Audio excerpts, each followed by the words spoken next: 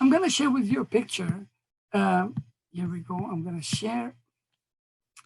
Um, many years ago, I was in high school, and my classmate sitting next to me, actually, literally the bench next to me, was very dear to my heart. We worked together, studied together. I was a Muslim, she was a Christian.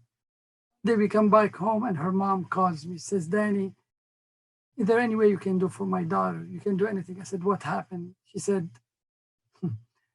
she was kidnapped, her brother was kidnapped, and her uncle was kidnapped. Her father had died already.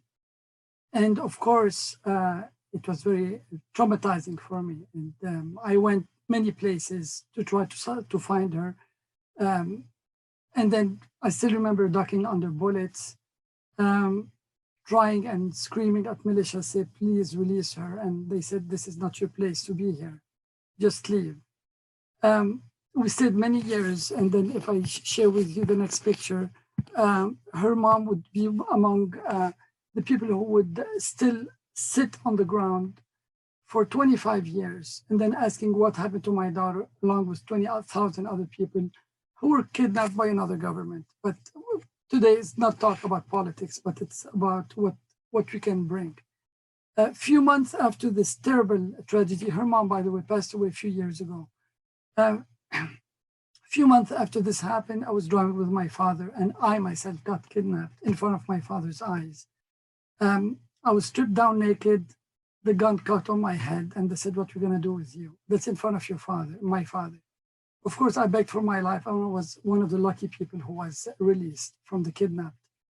The reason why I say this, because the question is inspiring story. What are the internal value and spiritual practices that help us keep going good in these times, in these very difficult times? I feel that I was given a chance by God. Said, you know what? Your best friend was not released. Maybe she was raped or tortured. You have a chance to go tell her story and make us today better. I'm going to be very honest with you, though it's limited time. This is the first time, because I had to give the speech today, that I went back to the newspaper and then dug her picture. It's one of these things that you don't talk too much about. I only saw her, and I always visited her mom while she was still alive, but I never really talked about this ever in public. So this is a very personal story for me. But anyways, I came out of Lebanon in 1986, and here I am doing here.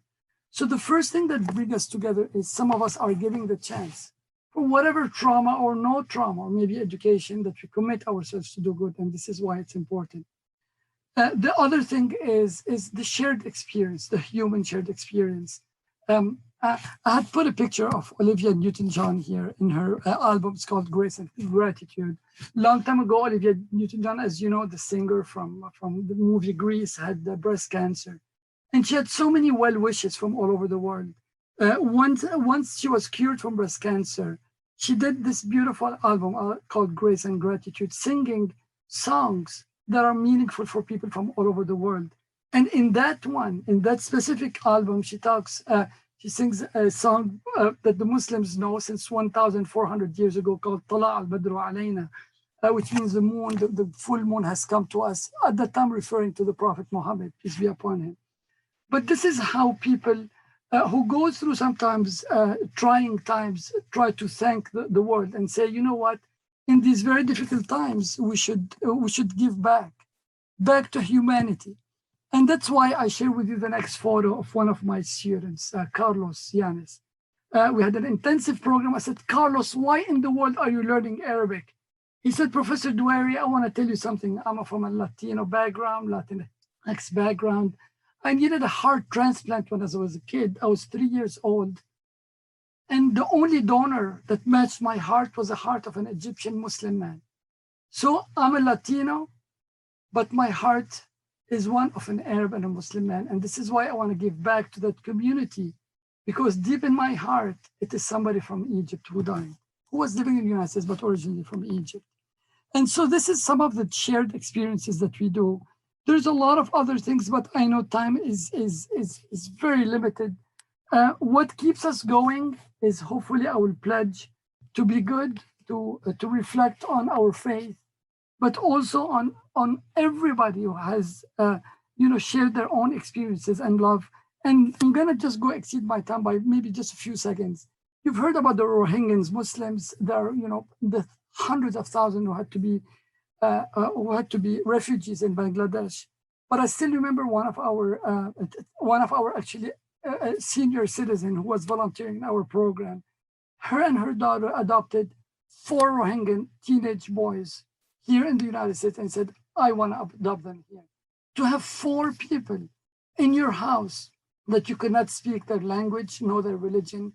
They committed 2 years to learn Arabic and to learn their religion so they can better accept them, not to convert them, but to also treat them with respect. With these people, and one of these people, actually, this older lady, had a picture of a fire. Her house was caught on fire in Yucaipa in the recent fires, but she still gives back to the community. When we see the Olivias, when we see the Patricia, her name is Patricia, when we see the Carlos, when we see all of these people are willing to sacrifice their lives, isn't it a reason for all of us to continue our mission to love one another, respect one another, and make this world a better place? Thank you.